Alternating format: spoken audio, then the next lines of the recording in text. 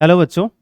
तो आज मैं आप सबके लिए हिंदी जो है 10th क्लास का उसका जो अनुक्रमणी है उसको याद करने का तरीका मैं बताने वाला हूँ कि कैसे आप उसको याद करेंगे और बहुत जल्दी कैसे याद करेंगे और परीक्षा तक कैसे उसको अपने दिमाग में आप रखोगे।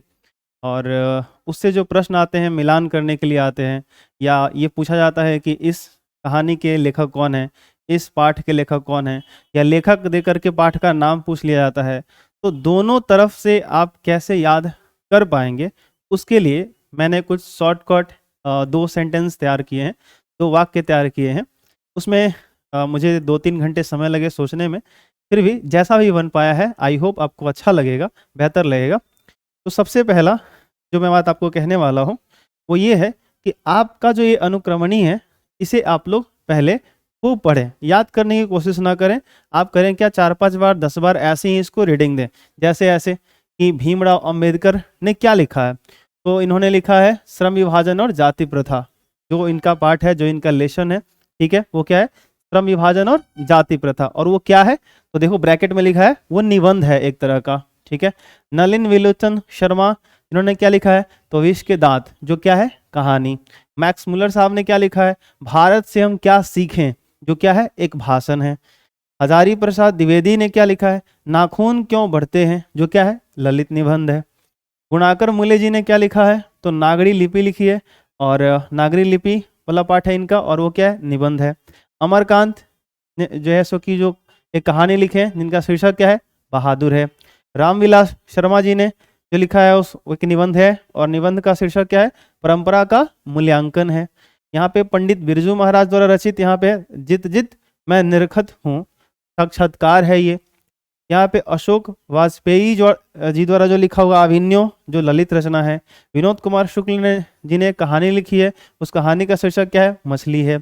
यतीन्द्र मिश्र जी ने जो लिखा है नौबत खाने में इबादत, जो व्यक्ति चरित्र है। और महात्मा गांधी का एक जो है शिक्षा शास्त्र है, जिसका शीर्षक है शिक्षा और संस्कृति।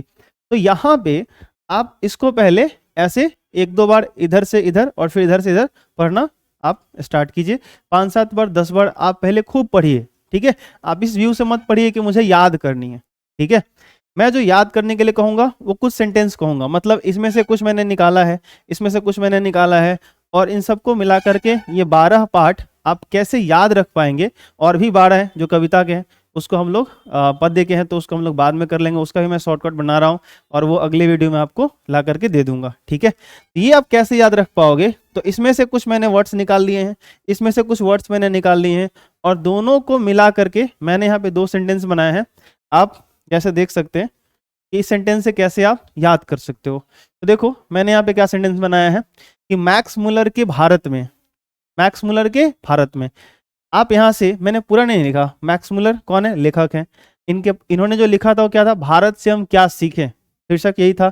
अच्छा, अमरकांत के बहादुर को, अमरकांत साहब ने एक कहानी लिखी थी जिसका शीर्षक क्या था, बहादुर। नलिन के विष और हजारी के नाखून से, नलिन विलोचन शर्मा, पूरा नाम उनका क्या था, नलिन विलोचन शर्मा। तो पूरा नाम याद करने की जरूरत नहीं है, आप सिर्फ नलिन दिमाग में रखोगे, नलिन के विष, ठीक है, तो हो गया विष के दांत, और नलिन से नलिन विलोचन शर्मा, ठीक है। तो नलिन के विष और हजारी के नाखून। अब हजारी प्रसाद द्विवेदी पूरा बड़ा नाम है। नाखून, नाखून क्या होता है, नाखून क्यों बढ़ते हैं, ऐसा कुछ शीर्षक है, ठीक है।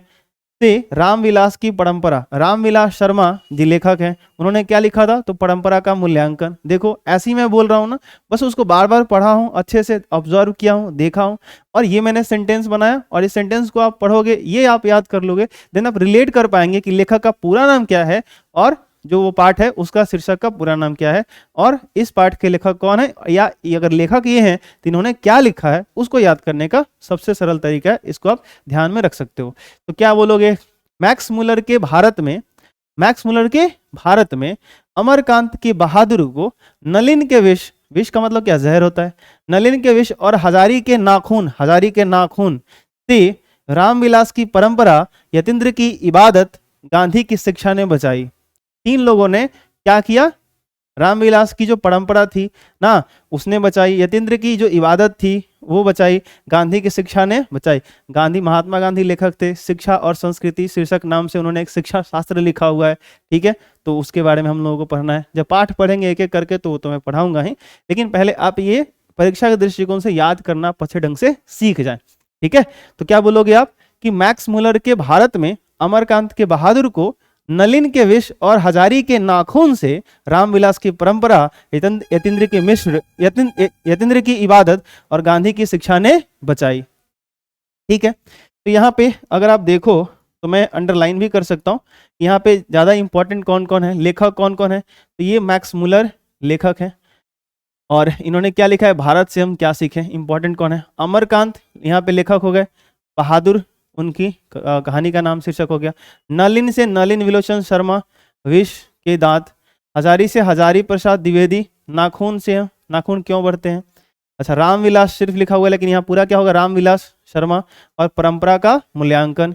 यतीन्द्र मिश्र नाम है पूरा इनका और इन्होंने क्या लिखा है, नौबत खाने में इबादत ऐसे करके है, आप देख सकते हो शायद यही है जहाँ तक मुझे याद, नौबत खाने में इबादत, यहाँ पे देख सकते हैं। तो इबादत से आप याद रख सकते हो, ठीक है। अच्छा, गांधी, महात्मा गांधी पूरा और शिक्षा से शिक्षा और संस्कृति, ठीक है, शीर्षक का नाम ये था, इन्हें बचाई, ठीक है। तो आई होप आपको जो है सो कि ये पहला सेंटेंस समझ में आ गया होगा और किस शब्द का क्या मतलब है, कैसे याद रखना है, ये अभी आपको क्लियर हो गया होगा, ठीक है।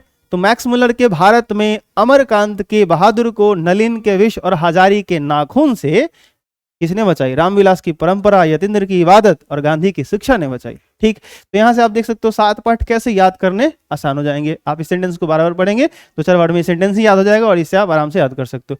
दूसरा सेंटेंस मैंने क्या बनाया, क्योंकि 12 पार्ट थे तो मैंने इसको 2 पार्ट में कैटेगराइज कर दिया। दूसरा है गुणाकर की नागरी, गुणाकर की नागरी, विनोद की मछली, अशोक की आवेन्यो और विरजू की जित जित भीम के परिश्रम से याद है। भीम के परिश्रम पहला पाठ। भीमराव अंबेडकर, भीमराव अंबेडकर उन्होंने क्या लिखा है, श्रम विभाजन और जाति प्रथा, श्रम विभाजन और जाति प्रथा जिन्होंने लिखा है ना। यहाँ पे हम लोगों का जो एक निबंध था, यहाँ पे देख सकते हो, यहाँ पे श्रम विभाजन और जाति प्रथा। अब इतना बड़ा शीर्षक है, अब इतना बड़ा शीर्षक याद करने का क्या, आप एक कोड याद कर लो बस, दिमाग में रहेगा, ठीक है। तो उन्होंने लिखा है श्रम विभाजन, उन्होंने एक निबंध लिखा है जिसका जो है सो कि श्रम विभाजन जाति प्रथा शीर्षक का नाम है और लेखक कौन है, भीमराव अंबेडकर। यहाँ पे बिरजू से क्या है, तो बिरजू महाराज पूरा लेखक का नाम हो गया। जित जित यहाँ पे लिखा हुआ है तो जित जित से क्या होगा, जित जित मैं निरखत हूँ, ऐसा करके शीर्षक का नाम है।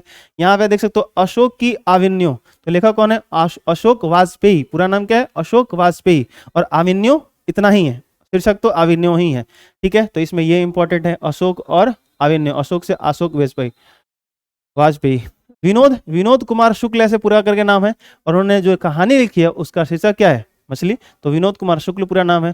गुणाकर, तो गुणाकर जी का पूरा नाम क्या है, गुणाकर मुले ऐसे करके नाम है, शायद मैं कंफ्यूज तो नहीं कर रहा हूँ ना, गुणाकर मुले, हाँ देखिए यहाँ पे गुणाकर मुले है और उन्होंने लिखा क्या है, तो यहाँ पे देख सकते हो नागरी, मैंने सिर्फ तो नागरी लिपि, पूरा क्या है, नागरी लिपि शीर्षक का नाम है। तो यहाँ पे गुणाकर जिन्होंने जो लिखा है वो क्या है, गुणाकर मुले जिन्होंने जो लिखा है वो नागरी लिपि है। तो गुणाकर की नागरी, विनोद की मछली, गुणाकर की नागरी, विनोद की मछली, अशोक की आविन्यो और बिरजू की जित जित भीम की परिश्रम से याद है, भीम की परिश्रम से याद है, ठीक है। तो ये 2 सेंटेंस आप बार बार पढ़ेंगे तो आई होप आपको मतलब याद करने में आसानी हो सकती है, आप जैसो कि अच्छे से याद कर लेंगे मेरे हिसाब से। तो मैक्स मुलर के भारत में अमरकांत के बहादुर को, नलिन के विष और हजारी के नाखून से, रामविलास की परंपरा, यतीन्द्र की इबादत, गांधी की शिक्षा ने बचाई। और दूसरा गुणाकर की नागरी, विनोद की मछली, अशोक की आविन्यो और बिरजू की जित जित वही भीम के परिश्रम से याद है, ठीक है। तो आप इन्हें याद कर लें और आप कमेंट करके जरूर बताना कि आपको याद करने में आसानी हुई या नहीं हुई। और अगर आपको काफ़ी आसानी हुई तो जो अगला 12 पार्ट इसमें बचे हुए हैं जो आपका पदे का होगा उसको भी मैं याद करने का शॉर्टकट तरीका बना रहा हूं, जल्द ही उसका भी वीडियो आपके सामने आ जाएगा, तो आप इसे पढ़ें और याद करें। तब तक के लिए शुक्रिया, थैंक यू सो मच, मिलते हैं फिर अगले क्लास में। थैंक यू बच्चों।